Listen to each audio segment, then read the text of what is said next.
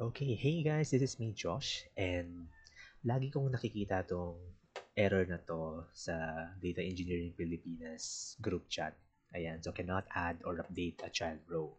A foreign key constraint fails. So parang tatlong beses ko na siya nakita in the last 2 weeks. So let's try to address this problem. So ano ba nangyayari dito? So pakita ko muna sa inyo kung paano siya ma-replicate. Okay? So ngayon, I have a table star from pet products. So this table shows us all the um, product or pet products na available, right? So ito yung itsura niya. So we have the name of the product, the rating, description, and kung anong URL niya. And meron din siyang shop ID. Okay. And then let me also show you the other table, pet product variants. So this pet product variants table naman is the table that has all the variations per product. So nakikita natin dito that product ID 1 has 5 variations. So meron siyang 400 grams, 400 grams times 5, 3 kilograms, 10 kilograms, and we also have economy pack. Economy. Ayan. So yeah, that's how these two tables are related. Okay, so the product variance table has all the variations of a product na listed sa pet products natin. Okay, so ngayon, let's try to get the maximum value of ID from pet products. Kasi 'di ba itong table na to, meron siyang identifier. Actually, both of them has their own identifier or primary key. And that is the column ID. Alright? Tapos, subukan natin ngayon, tingnan kung ano yung pinaka-maximum ID sa pet products table natin. Ayan. So, as we can see, meron tayong maximum ID of 27,551.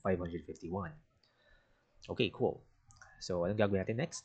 Subukan naman natin ngayon mag-insert ng data sa pet product variants na yung ID niya or yung product ID na ipapasok natin is not included here dun sa ating pet products. Alright? So, in this case, try natin 30,000.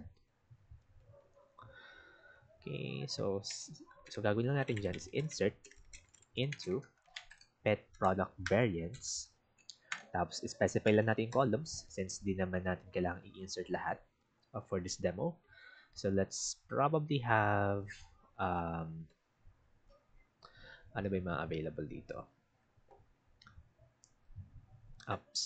So, let's just try adding sorry, nalimutan ko na yung ano niya. So, try ulit natin tignan kung anong mga available columns niya. So, we have the URL tsaka yung variant. Sige, try natin siya. So, you have here URL tapos the variant. And ilalagay din natin yung product ID. Okay? So, the values would be for the URL, let's try petshop.com.ph. Ngari lang. And the variation, let's say it's for a dog food na 10 kilograms. Ayan. So, yung pet product natin, let's try 30,000.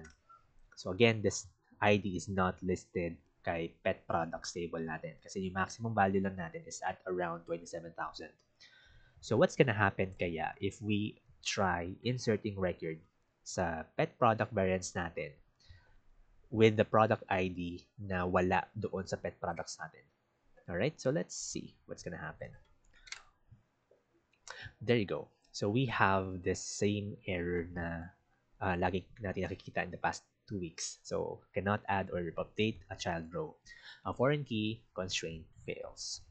So ngayon, ano yung nagiging cause ng problem na to? So if you look at the error message, a foreign key constraint fails. So meron tayong nakaset na constraint doon sa table na pet product variants which prevents us from inserting records na hindi nawala doon sa pet products natin. Alright? So if you look at, so if titingnan natin kasi yung table structure ng pet product variants natin, so we can use show create table pet product variants. Yan. So makikita natin dito yung SQL statement natin for creating the table. And if we just print out entire text, eto siya. So we are adding a constraint, foreign key constraint doon sa product ID column natin sa ating pet product variants table. At naka-reference siya kay pet products ID. Alright? So, anong ibig sabihin kapag meron tayong constraint?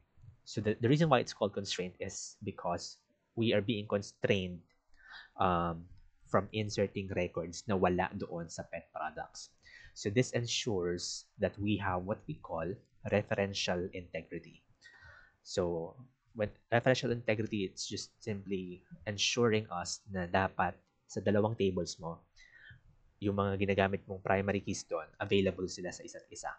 So, in this case, itong product variance table natin,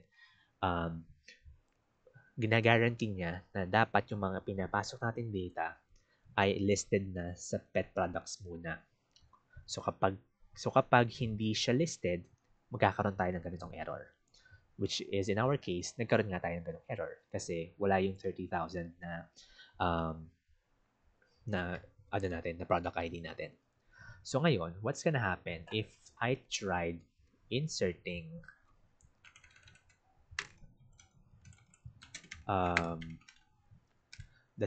running the same script. Pero let's try, kunwari ay 27,000. Ito for sure, alam natin na meron siya, right? So kapag pinatakbo ko siya, nagpo-push through siya. It's because this ID or product ID is already existing sa ating pet products table. Alright? So let's try, kunwari. Alright? So try naman natin na mag-update. Okay? So ganun din. Try natin mag-update ng product ID na wala doon sa pet products table natin. So URL is equal to, so try ulit natin siya, where product ID equals 30,000. So kanina sa insertion, nagpa-fail tayo because of this ID not being listed doon sa pet products natin. So ngayon, let's try this naman if this works. Okay, so nag-work naman siya. There's no problem with that because it's about update naman. So we're not really inserting anything, and if di naman siya makita ni SQL, then that's totally fine. So magiging problem lang dito is if we are adding records doon sa table natin nang wala doon sa pet products natin. Alright? So again, that's a term that you might come across every now and then. So referential integrity. So yun yung term na ginagamit natin. So this ensures that for the tables na merong connection, we just want to make sure na yung mga IDs na ginagamit natin for each table exist on these two tables. So for example, in our case, pet product variants natin, we just want to make sure that whatever we push in or insert in this table, dapat yung product ID na yon is already listed muna dito. So kapag ka nag-join tayo, nag-analyze tayo ng data, there won't be any problem. So there won't be any cases of missing product information. So yeah, I hope that you learned something from this videos and see you guys in the next video. Ayan. Take care and ingat.